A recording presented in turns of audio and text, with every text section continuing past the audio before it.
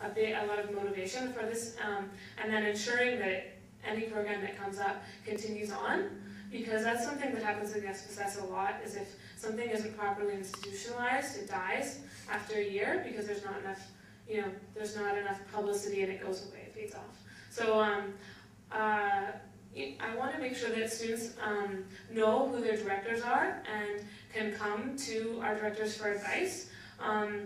Myself, I have a lot of connections with the university. In my position as Board of Governors this year, I've met a lot of the university administrators, so myself, as well as the University Relations Officer, would be able to help any student with this kind of initiative. If they knew to come to the Student Society, they would have been helped. But right now, the Student Society isn't publicized enough, so working on being more visible, being more open, breaking down the exclusive atmosphere around the Student Society, I think would be a really important component of this kind of project. Yeah, so working with student unions, bringing in new students to work on these things, and yeah, that's all. So again, I'm Andrew. I do remember the hardcore people last year living in townhouses with their bins outside, and you're kind of thinking to yourself, wow, that must really stink when you open up the window, and it did. But I always hated composting. My mother forced me to compost when I was a kid, and then when I moved out here, I finally realized how useful composting was when I actually started having to throw stuff out because the university didn't have an institutionalized composting program. The Southern University Student Society had a composting program for about 3 years ago, as Natalie said, and it was only for Lego waste because it was the only stuff that was vegan, did not have any cheese in it, and it was the only way that the university would allow us anywhere near the composting piles that were in community gardens, up beside the greenhouses at SFU.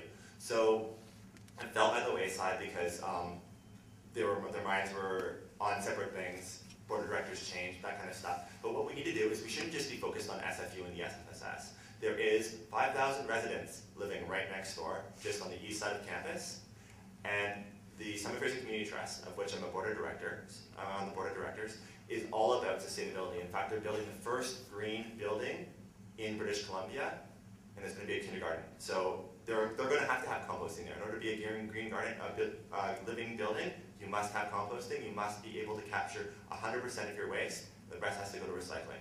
So what we need to do is we need to leverage the great work that's being done at the Community Trust. They build plenty of LEEDs gold buildings, silver buildings, bronze buildings. What we need to do is we need to basically make this a mountain-wide solution, not just university and university community.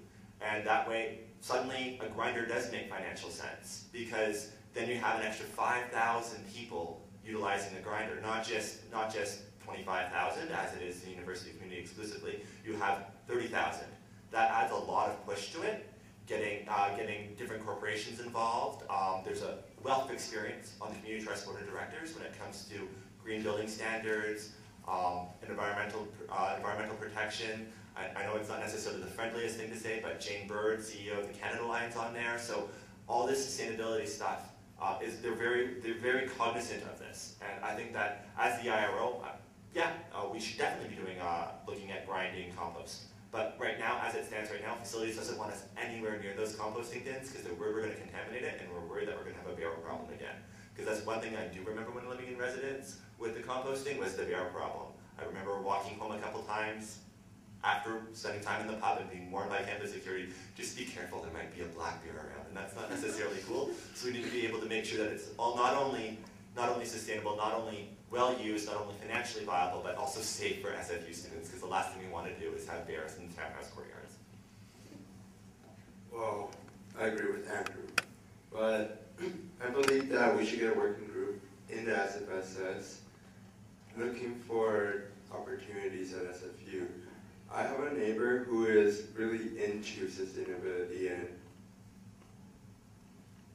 using bananas gardening. Yeah, so anyways, I believe that I can probably get her up here to do a talk to SFU students about proper composting, and hopefully more people on campus will compost in our future programs. Thank you. So many different questions. This is a good segue into the next one would be this past semester, Sustainable SFU tried unsuccessfully to petition for him to be allowed to ask students in the upcoming elections a referendum question on being able to collect student fees much the same way as SFPERG and the PEAK do. And basically, they were given the wrong information by a member of the board of directors, and Millennium Village, another student group on campus, was also given the wrong information. What would you do to make sure that student groups do not get the wrong information in the future? Either initiatives such as getting directors to refer people to the general office and having general office help them, or in terms of, at the beginning of each semester, having a dialogue, I guess, between groups and executives to figure out what type of questions groups might be asking them. And would you be willing to let both groups or one group, depending on what stage they're at right now, because they've now been pushed back a year of funding if they have to do it next March. Would you be willing to let them try and get enough signatures again to put forth a referendum question in September?